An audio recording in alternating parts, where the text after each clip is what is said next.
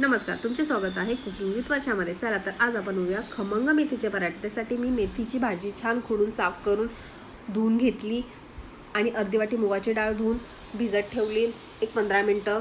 त्यानंतर मी कढईमध्ये एक डाव तेल ओतून त्याच्यामध्ये 1 टेबलस्पून जिरं, मोठा चिरलेला कांदा, 4-5 लसणाच्या पाकळ्या आणि 2-3 हिरव्या मिरच्या ॲड केल्या। ते भाजून झाल्यानंतर धुवून ठेवलेली डाळ ॲड केली, ती परतली। ह्याला जास्त वेळ लागत नाही कारण की आपण ही डाळ अगोदरच 15 मिनिटं भिजून ठेवली आहे।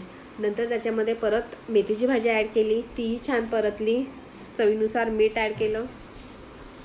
ही झाली आपली मेथीची भाजी। ती आपण परातीत काढून घेतली। त्याच्यामध्ये आपल्याला जेवढे पराठे हवेत तेवढं पीठ कणिक मळून घेतलं। कणिक मळताना त्याच्यामध्ये 1 टेबलस्पून हळद ॲड केली, 1 टेबलस्पून ओवा ॲड केला। ओव्याने पराठे खूप चविष्ट लागतात। चवीनुसार मीठ ॲड केलं आणि ते छान असं घट्टसर मळून घेतलं। त्याला सैल मळायचं नाही, त्याला घट्ट मळायचं कारण की त्याच्यानंतर ते खमंग होतात। छान असे लाटून घेतले, पातळ असे लाटून घेतले। ते दोन्ही बाजूने तुपावरती छान असे खरपूस भाजून घेतले।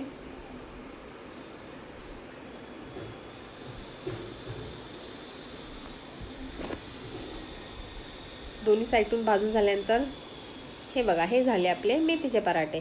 ते तुम्ही दह्यासोबत खाऊ शकता, केचप सोबत खाऊ शकता। नक्की ट्राय करा। थँक्यू।